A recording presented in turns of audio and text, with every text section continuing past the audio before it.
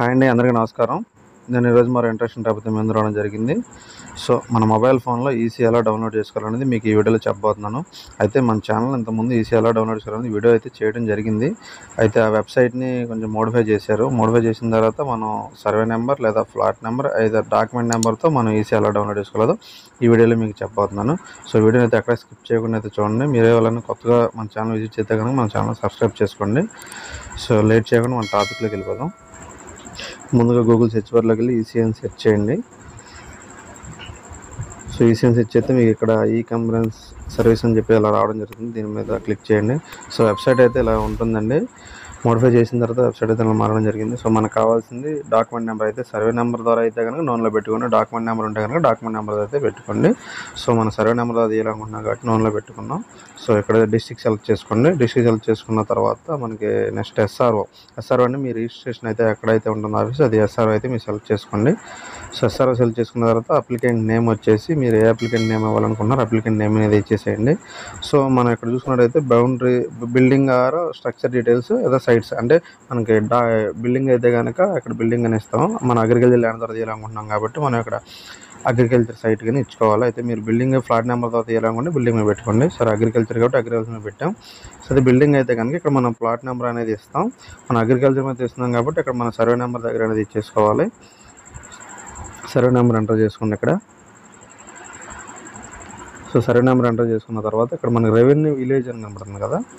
Revenue village వచ్చేసి మీ ఏ village కింద వచ్చిందో ఆ విలేజ్ అయితే ఇచ్చేసేయండి. ఇక్కడ మనం గుర్తుపెట్టుకుని అగ్రికల్చర్ ల్యాండ్ మీద ఇస్తున్నాం కాబట్టి మనం ఇక్కడ రెవెన్యూ విలేజ్ ఇస్తాం. మీకు ప్లాట్ నెంబర్ అయితే కనుక మీది ఏ ఊరు అయితే ఆ ఊరు అక్కడ ఇచ్చేసేయండి. సో ఇక్కడ బౌండరీ పైన కదా ఈస్ట్ వెస్ట్ అది మీకు బౌండరీస్ ఏమైనా తెలిస్తే కనుక అక్కడ మీరు ఎంటర్ చేయండి. సో ఎంటర్ చేయకపోయినా ఆ ప్రాబ్లం, అది మ్యాండేటరీ ఏం కాదు. సో ఇక్కడ చూసుకుంటే ఫ్రమ్ డేటు మనకు డేటు ఎక్కడి నుంచి అయితే డిఫాల్ట్గా సెట్ చేసుకుంటుంది. మనం ఎప్పుడైతే చేస్తున్నారో అప్పటి వరకు అయితే డేట్ అయితే డిఫాల్ట్గా సెలెక్ట్ చేసుకుంటుంది.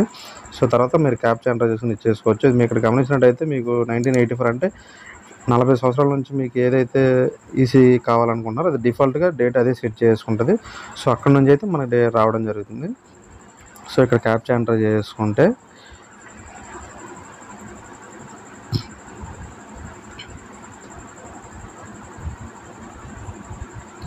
సో క్యాప్చా ఎంటర్ చేసుకుని మనం సబ్మిట్ చేద్దాం. సో సబ్మిట్ చేస్తే ఇలా రావడం జరుగుతుంది. డాక్యుమెంట్ ఐడీస్ అని చెప్పేసి మీరు కరెక్ట్గా ఉన్నా లేవో ఒకసారి చెక్ చేసుకోండి. సో డాక్యుమెంట్ ఐడీస్ అనేది ఇక్కడ ఈసీ ఉంటే కనుక మీకు ఇలా వస్తుంది. సో సెలెక్ట్ ఆల్ మీకు క్లిక్ చేసుకొని సబ్మిట్ చేయండి. సబ్మిట్ చేస్తే మీకు ఈసీ ఫుల్ డీటెయిల్స్ అనేది రావడం జరుగుతుంది. సో బ్యాక్ 40 years నుంచి మీకు ఈసీ ఏదైతే ఉందో అది మొత్తం క్లియర్గా రావడం జరుగుతుంది. సో ఈసీ ఏంటంటే 40 years లోపు మీకు ఇంతకుముందు చెప్పాను. సో మనం ఎక్కడ లోన్ తీసుకున్నా లేదా ఎవరి పేరు మీద మారిన ఏంటనేది ఈసీలో ఫుల్గా రావడం జరుగుతుంది. సో మీరు ఈ విధంగా దీన్ని సేవ్ చేసుకొని మీకు ఎక్కడి వరకు కావాలో అక్కడ వరకు ఇచ్చుకోవచ్చు. సో ఇదే విధంగా మన డాక్యుమెంట్ నెంబర్ ద్వారా కూడా తీసుకోవచ్చు. సో ఇక్కడ మన ఇన్కమ్ టైప్ దగ్గర డాక్యుమెంట్ నెంబర్ అని చెప్పి సెలెక్ట్ చేసుకుంటాం. డాక్యుమెంట్ నెంబర్ సెలెక్ట్ చేసుకున్న తర్వాత ఇక్కడ ఎంటర్ ద డాక్యుమెంట్ నెంబర్ అని చెప్పేసి ఉంటుంది. మీ డాక్యుమెంట్ నెంబర్ ఏదైతే ఉందో ఆ డాక్యుమెంట్ నెంబర్ అనేది ఇచ్చేసేయండి. ఇక్కడ డాక్యుమెంట్ నెంబర్ ఇచ్చిన తర్వాత year of registration A year అయితే రిజిస్ట్రేషన్ చేస్తారో ఆ రిజిస్ట్రేషన్ ఇయర్ అయితే ఇచ్చేసేయండి.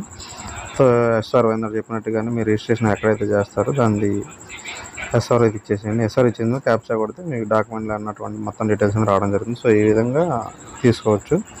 సో ఇంకేదైనా డౌట్ ఉంటే కనుక కామెంట్లో కామెంట్ చేయండి. So thanks for watching. This is your Chindu signing off. Bye bye.